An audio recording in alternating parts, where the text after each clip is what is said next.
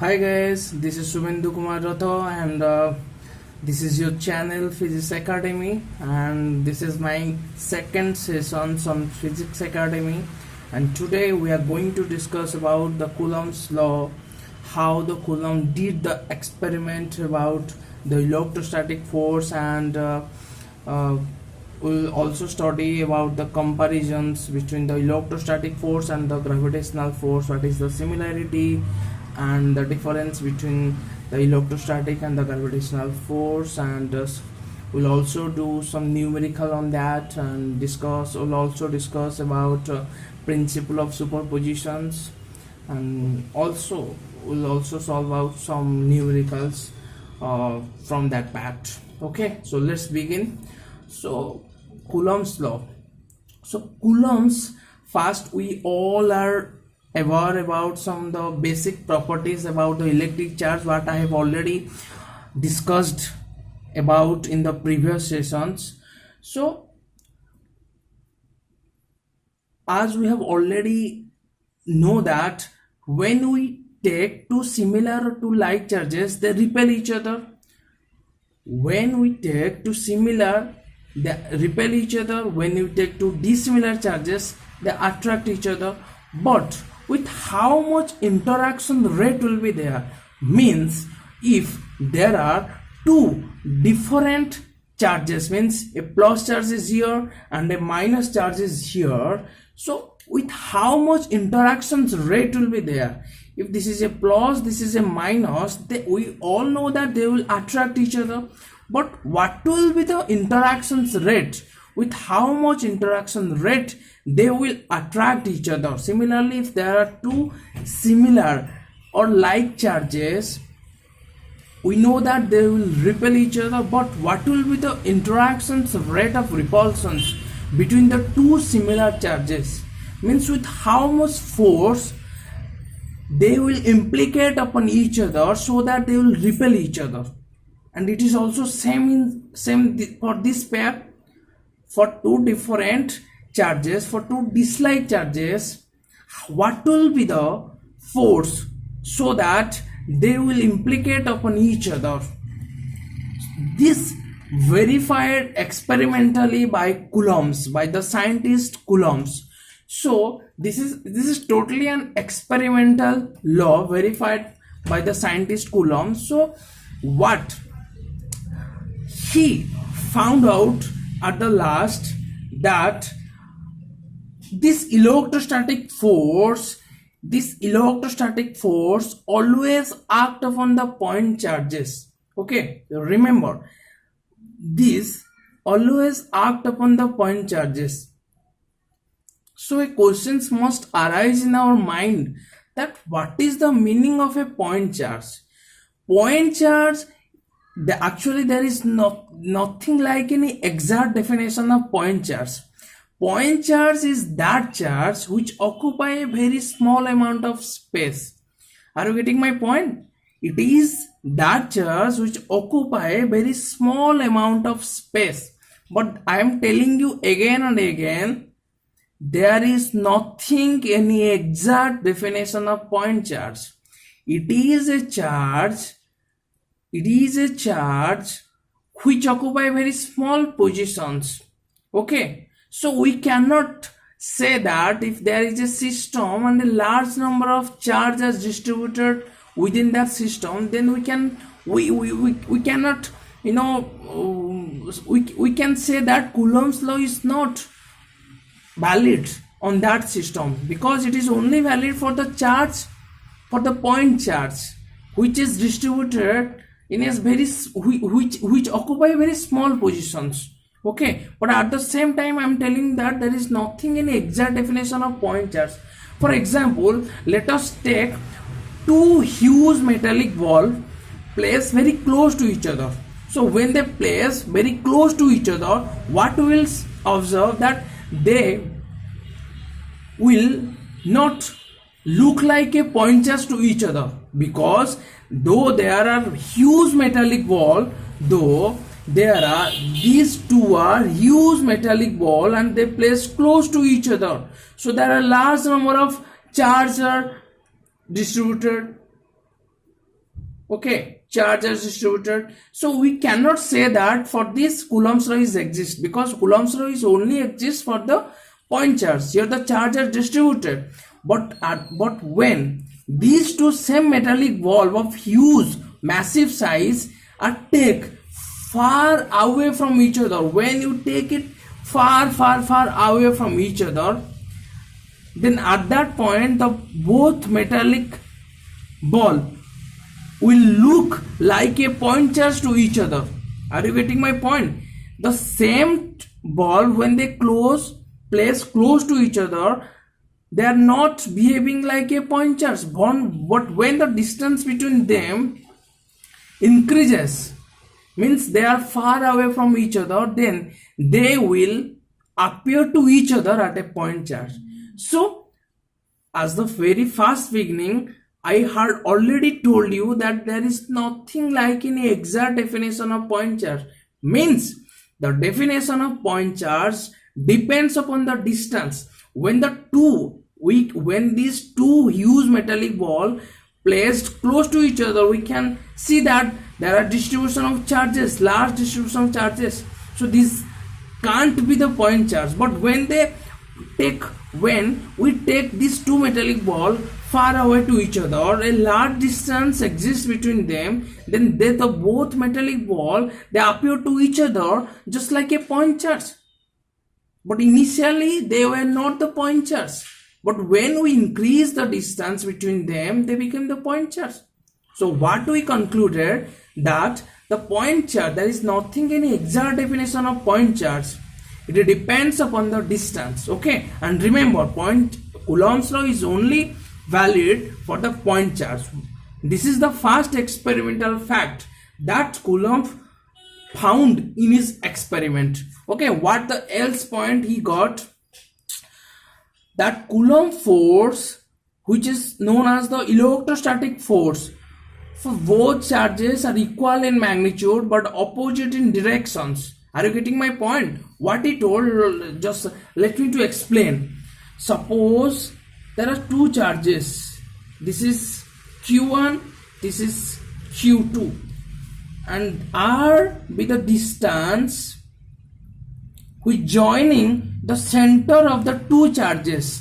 Okay, so as we know that these are two similar charges, so it will exert a force on this in these directions, and it will also exert a force in these directions, and this force will be exerted by the first body on the second body. So this force is mathematically interpreted as F21 force, the force on 2 due to 1. Similarly, the second body will also exert a force on the first body and in these directions, and that will be indicated as F12. Remember, this is the force on the first body which is coming from the second body. Are you getting my point? So what Coulomb found in the very next moment, that these two forces, means F12 and F21, they are equal in magnitude. Okay, they are equal in magnitude because the distance is same between the two charges. For the two forces, the charge are same, so the magnitude are same. Okay, but they are opposite in each other. You can also get it clearly from this figure. They are opposite in directions. Okay, if you consider the two dissimilar charges, plus and minus, then there will be direction of the force will be like this. If this is a plus charge and this is a minus charge, then it will attract each other. So direction, suppose this is R, so it will exert a force on this in these directions. Similarly, it will also exert a force on these directions. Here also the directions of the both forces are opposite in directions. So what Coulomb found, that these two forces are always equal in magnitude but opposite in directions. Okay, but opposite in directions. So as it is equal in magnitude but opposite in directions, what these 2 points indicate us? What these 2 points indicate us? We already know that Newton's third law is known as the action reactions law. Every action has equal and opposite reactions. Okay, so if it put some actions in these directions, then this will also put the same reactions to these actions but in opposite directions. So what we can say that the electrostatic force is a action reactions pair, is a actions and reactions pair force. Are you getting my point? This is the experimental verifications did by the scientist Coulomb. Okay, he did the experiment and then got this point. So it is an action reactions pair, though it's equal in magnitude. Both the forces are equal in magnitude and they are opposite in directions. And the most important point what he got, that he told that these two forces are opposite in directions, but they must align along the line. The direction of the forces must be aligned along the line joining the center of the two charges. I am repeating again. He also mentioned that though it will be opposite in directions, but it can be also repel this charge can also repel the charge in these directions. This is also opposite to this, because this is another part, this is another part, this is opposite to this, but nothing happened like this. So he mentioned that it will repel the force in another directions, but that direction must align. That directions must align along the line joining the center between the two charges. So the direction of the force always be along the same line joining the center of the two charges. Okay, so first what he got, let's repeat that again. It always act upon a point charge. Point charge means which occupy a very small space and there is nothing exact definition. It depends upon the distance, as I gave the example.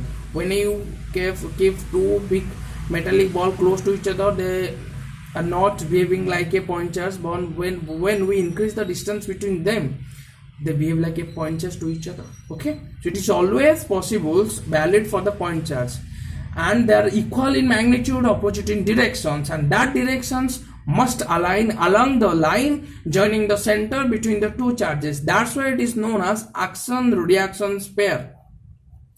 Are you getting my point? Actions reactions pair. So as it acts along the line joining the center between the two charges, so it is also known as a central force. So what is the meaning of a central force? The force which is acting along the line, whose directions is along the line joining the center between the any two charge, any two body, that is known as central charge. So here the electrostatic force are always directed along this line joining the two center of the two charges. That's why it is also known as central force. Are you getting my point? I think this is clearly get to you. Now the next point he observed that it obeys inverse square rule. Okay, inverse square rule. What is the meaning of it? He observed that when this distance is r and when the distance is little bit increases, what he found that the force, how much the distance increases between the two charges, the square of that time, there will be, let me repeat that point again, this obeys inverse square law. So what is the meaning of that? So you found that when the distance is r, then there will be a decrement in electrostatic force by the square of this distance. Suppose there will be increment in the distance of 2 by 2 meter, then there will be decrement in the electrostatic force by the square of this distance. So it obeys the inverse square law. Are you clear? Are you clear? So just look at there. This is Q1, Q2, similar charges. So they will repel each other. So it will put a force on this direction, that is F21. Force on 2 due to 1. Similarly, it also exert a force on this. So this is the force 1 due to 2. Okay. And F12 force on 1 due to 2. F21 force on 2 due to 1. And they are equal in magnitude, opposite in directions. Now, how they vary with the charge? So what they found that when the two charges, the magnitude of the two charges increases, there will be increment in the electrostatic force. Actually, this is a general concept. Okay, so this is the general concept that we all are did in our childhood time, when we take two magnet close to each other. This size, very small size of magnet, suppose they are in opposite pole to each other, so the opposite poles we take, so they attract each other. But when take this size of this huge size, giant size of magnet, they suddenly attract each other. So what does mean? The interactions, when you take the two small magnet, there will be interactions. But when you take the giant size of magnet, the interactions will be more. So like that, when the charges will be more, then the interactions will be more. Okay, and it is inversely proportional to 1 by r square. It is obvious thing. When the two magnets are in certain distance, they attract each other. But when, by the time when you take the two magnets away from each other, there will be less attraction.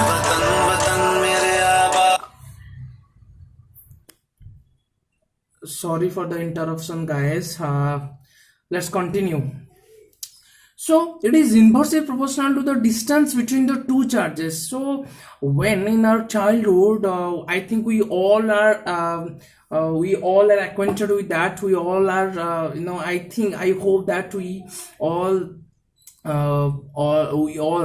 had go through this situation. So when we take two magnet close to each other, there will be large interactions between them. When by the time when you take the two magnet away from each other, there will be a less interactions between them. So there will be less interaction is there. So like that, it also happen here. So it is inversely proportional to r square. So when you combine these two proportionality to an equality, we'll get F equal to K Q1 Q2 upon r square. And what is the K? This is the proportionality constant.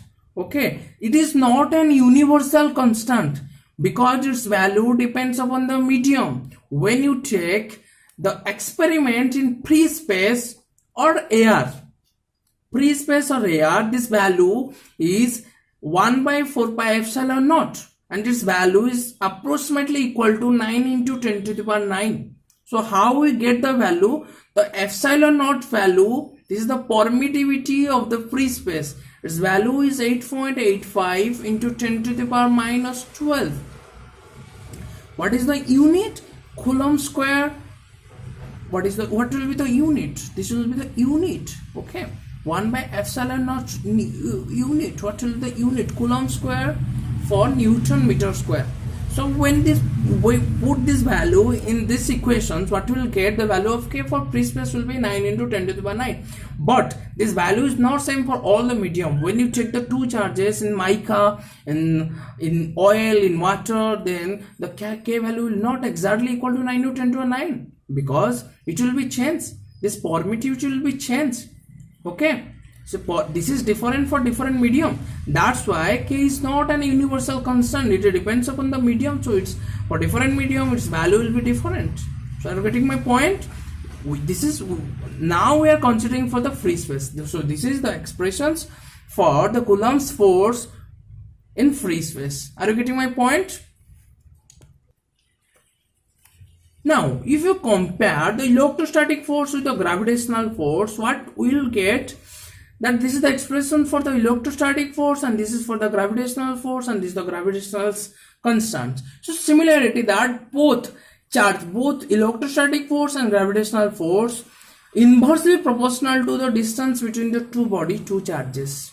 Okay, so both obeys inverse square law. This is the similarity. Okay, and another similarity is that they both are central force, means they both are act along the line joining the two charges. So these are the two basic similarity. Lot similarity is there, but we here only consider the two basic similarity out of all the similarity, that they are both are central force and they both obeys inverse square rule. Similarly, what is the main dissimilarity between them? The main dissimilarity between them, what comes to our mind first, that gravitational force is always attractive in nature, always attractive. It cannot be repulsive at any time, anywhere. It is always attractive. Meanwhile, the electrostatic force can be attractive, can be repulsive, depending upon the nature of the charges. If there are two likely charges, there will be a force of repulsion. If there are two different, two dissimilar, two dislike charges, there will be a force of attraction. So this is the main difference. And another difference is that the electrostatic force depends upon the medium. As I just saw that on free space, epsilon naught is there, but for different medium, the K value will be changed. So like that, the Fe value will be changed. Means it depends on certain conditions. So it cannot be it cannot be universal constant. Okay, it changes. Its value is different for different medium. But meanwhile, the gravitational force doesn't depend upon the medium. Its value is same all over the space. Are you getting my point? Space means within the earth. The space within the earth. I'm not talking about the vacuum. Space means all the places within the earth. Okay. So these are the two basic similarity and dissimilarity between the gravitational and the electrostatic force. Now, as the force is a vector quantity, so it has magnitude and certain directions. So what will the directions and how we interpret in the mathematical formula? That's why Coulomb interpreted a new equations which shows the vector form of Coulomb's law. Okay, so what he took two charges Q1 and Q2. Suppose Q1 at the position A, Q2 at the positions B. So these are two likely charges, so they will put a force on these directions, this will put a force on that directions. And suppose when the charge is displaced from this to this, that is denoted by R2 minus R1. So when the charge is displaced from these to these, means when the force is displaced from, will operate from this to this, then it will cover a distance of R. This is R.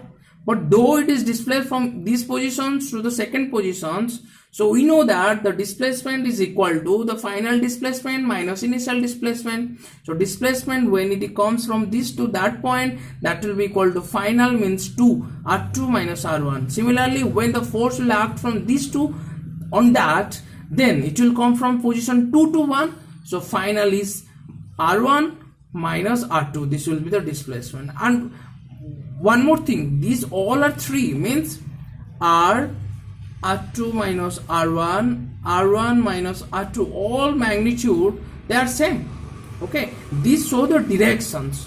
Okay, so what we'll get, we know that F expressions F equal to K Q1 Q2 by R square, but that will be, but that was in the scalar form. When you consider this is the vector form, so F12 will be K Q1 Q2 upon R square into R cap. This shows, this is the unit vector. We know that unit vector shows the directions of any vectors. Okay, so F12 equal to K Q1 Q2 by R square. We know that unit vector is equal to vector n upon magnitude of n. So this is R. So R cap is equal to R vector by magnitude of R. This R will be multiplied with this, and this will become K Q1 q2 by rq into r vectors. Here the force is implemented on the first body due to the second body, means the force is coming from the second positions and is applied on the first positions. Okay, so here the final position is 1, initial position is 2, because the force is coming from the 2 positions to the 1 positions. So what will the displacement? That will be the displacement r1 minus r2. Look at that, I have already explained that.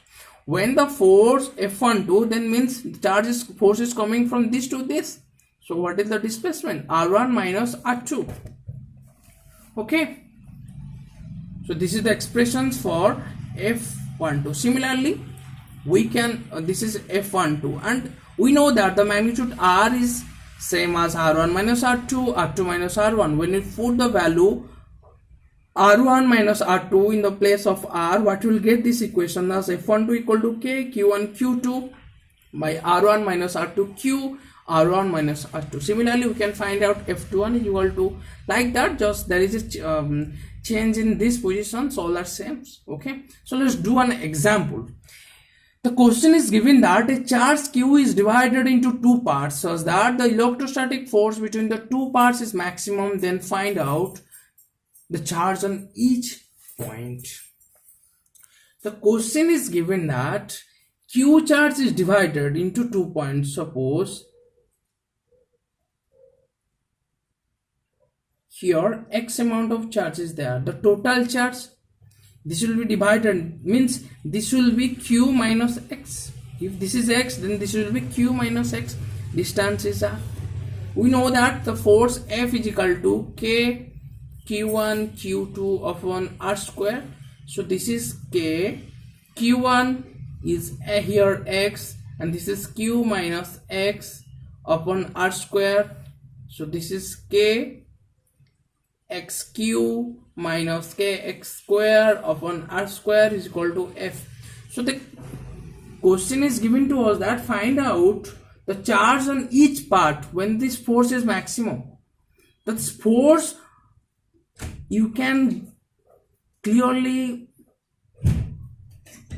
get to know that the force is only depending upon the charge X, upon the factor X. R is constant, K is constant, Q is constant. This is only unknown to us, so means it depends on X.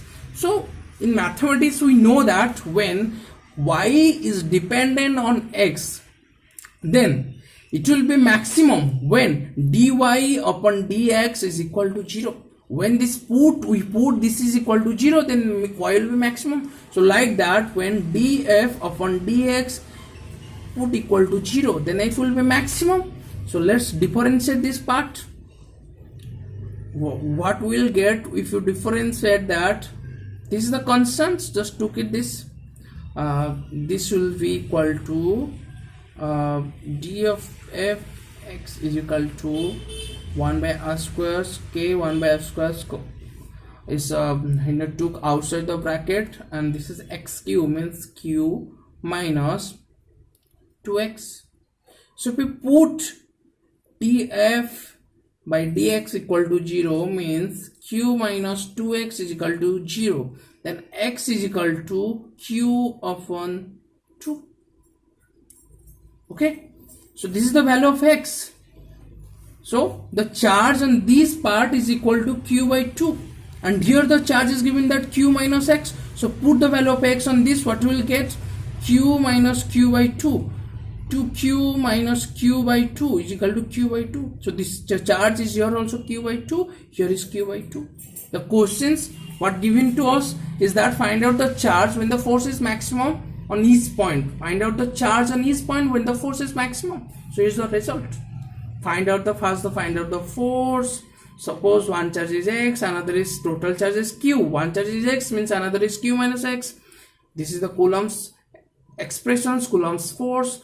Put that the value of x and q minus x in the place of q1 and q2, solve that, and we know that the force will be maximum when df upon dx will be 0. Then solve out this, what we will get? X is equal to q upon 2 means here q upon 2 upon charge will be there, and here the charge is given as q minus x, so put the value of x on this position, so we'll get q by 2. This is all about the numericals. So I think I'll make sure that if anything such like questions will come in the exam, will definitely solve that. And now we'll discuss about principle of superposition. So what is the principle of superposition means? First,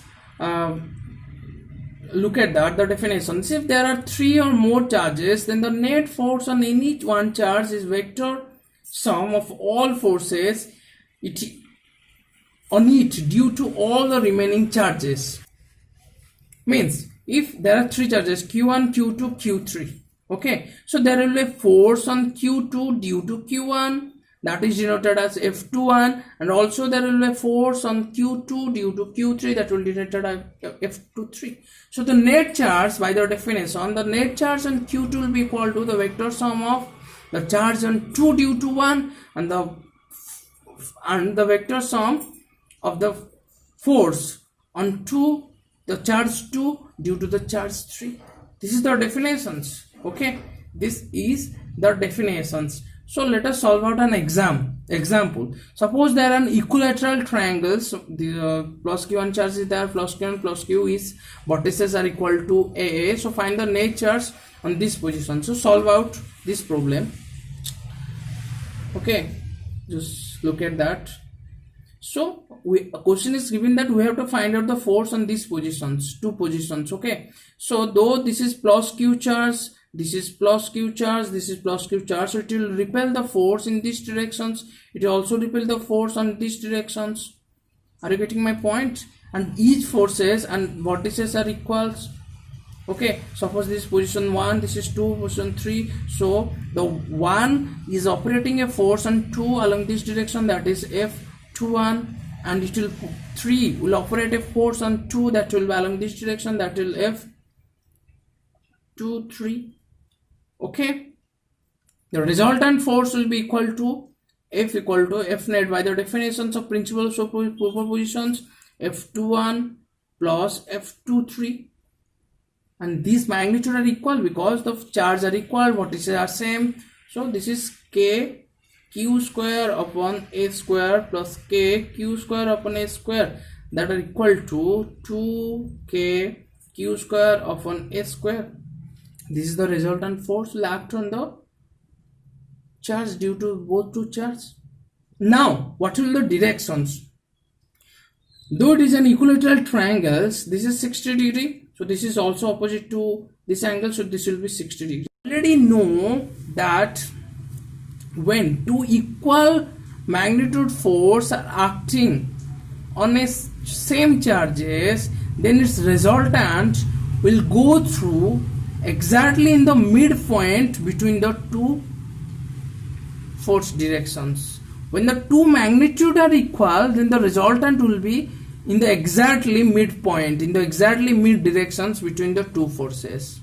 Okay, in this position means 30 degree. So this will be directions, and this will be the magnitude of sorry, let us make some corrections. This is the vector, we cannot add them scalary. We are not finding out the scalar sum, we have to find out the vector sum. So how can find out the vector sums? There is an formula. This is F21 square plus F23 square plus 2 F21 F23 cos 60 cos theta. Here the angle is 60.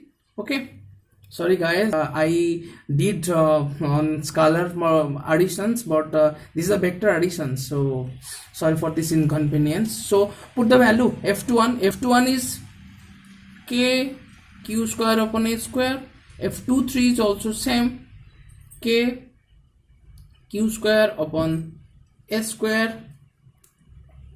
Okay, so now 2k q square upon a square, k q square upon a square cos 60 value is 1.2 to cancel out each other.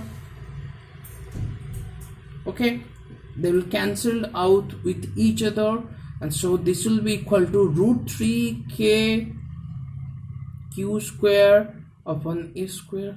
So this will be the resultant force will act along these directions, and this is an applications of superpositions. So this is all about your today's sessions, and please, if you like it, if it is helpful to all of you, then please do subscribe my channel Physics Academy and share to all your friends so that they will be benefited with it. Thank you so much, guys.